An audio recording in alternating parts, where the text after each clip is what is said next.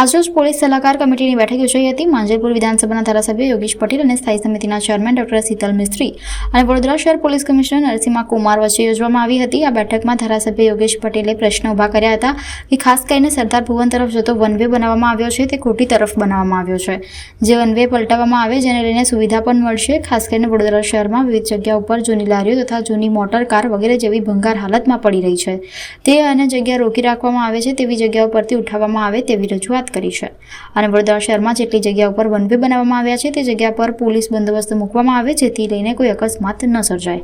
બીજી એક રજૂઆત કરવામાં આવી હતી કે જે 37% પોલીસની ઘટ છે તે સરકારમાં રજૂઆત કરીને ઘટ પૂરી કરવામાં આવે તેવી પણ રજૂઆત કરાઈ હતી। અને રાજકોટમાં જે દુર્ઘટના થઈ તેને લઈને સમગ્ર ગુજરાતમાં ફાયર સેફટીને લઈને સરકારે જે પગલાં લીધા છે તેને લઈને વડોદરા મહાનગર અને પોલીસે તમામ દુકાનોમાં નોટિસો બજાવવામાં આવી છે અને કહેવામાં આવે છે કે અહીંયા ફાયર સેફટી લગાવવામાં આવે।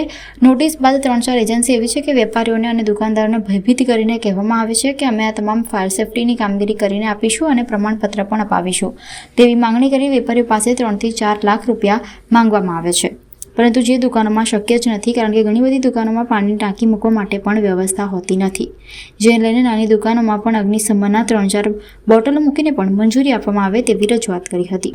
પોલીસ સલાહકાર સમિતિની બેઠક આજે બપોરે 12 વાગે પોલીસ ભવન ખાતે કમિશનર શ્રીની અધ્યક્ષતામાં રાખવામાં આવી હતી। એમાં બધા એસીપી ખાસ કરીને અમારા સિનિયર ધારાસભ્ય શ્રી યોગેશભાઈ પટેલ અને પોલીસ સલાહકાર સમિતિના સભ્યશ્રીઓની હાજરીમાં મિટિંગ રાખવામાં આવી હતી। ખાસ કરીને પોલીસ સલાહકાર સમિતિનું કામ પોલીસને મદદ કરવાનું હોય અને જે સમાજમાંથી પ્રશ્નો આવતા હોય એ પોલીસ કમિશનરને રજૂઆત કરતા હોય છે। વડોદરા શહેરના પ્રશ્નો બાબતમાં ધારાસભ્ય શ્રી યોગેશ પટેલે રજૂઆત કરી, ત્યારબાદ મેં પણ રજૂઆત કરી।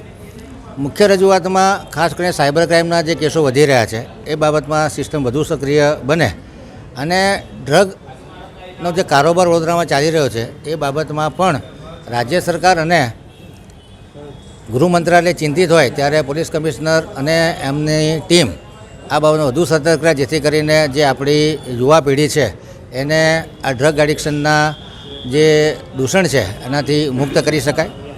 ખાસ કરીને વડોદરા શહેરમાં જે સીસીટીવી કેમેરાનું નેટવર્ક છે એના આધારે ક્રાઇમ ડિટેક્શન કરી શકાય। વહેલી સવારમાં જે ચોરીના બનાવો બની રહ્યા છે એ બાબતમાં જે સિટીઝન સેફટી એક્ટ છે એના અંતર્ગત તમામ જગ્યાએ તમામ બિઝનેસ સ્થળોએ સીસીટીવી કેમેરા, તમામ ફાર્મ હાઉસો પર, તમામ હોસ્પિટલમાં કેમેરા લગાડવાનું જે આયોજન હતું એ ક્યાંક ઢીલું પડ્યું હોય તો એને પણ વધુ સક્રિય કરી અને તમામ જગ્યા કે જે ક્રાઉડેડ પ્લેસીસ છે, જે બિઝનેસ પ્રેમિસીસ છે બધામાં સીસીટીવી કેમેરા લાગે તો આખું શહેર સીસીટીવી સર્વેલન્સમાં આવે જેનાથી ક્રાઇમ ડિટેક્શન અને ક્રાઇમ સર્વેલન્સમાં આપણને ફાયદો મળે।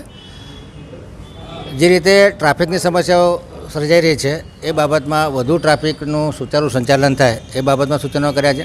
વડોદરા શહેરમાં જે નાની નાની પોળો છે, ખાસ કરીને 4 દરવાજા રાવપુરા વિસ્તારમાં એમાં ઇલીગલ પાર્કિંગ સ્પોટો બની ગયા છે, તો એમાં વારાફરતી એક સ્ટ્રીટ લઈ અને ટ્રાફિક પાર્કિંગ નું જે દૂષણ છે કે જેમાં ઘણી વખત ઇમરજન્સીમાં એમ્બ્યુલન્સ કે ફાયર એન્જિન પણ ન જઈ શકે એવી પોળોને ધીરે ધીરે ડીકન્જેશન કરવાનું સૂચન કર્યું છે।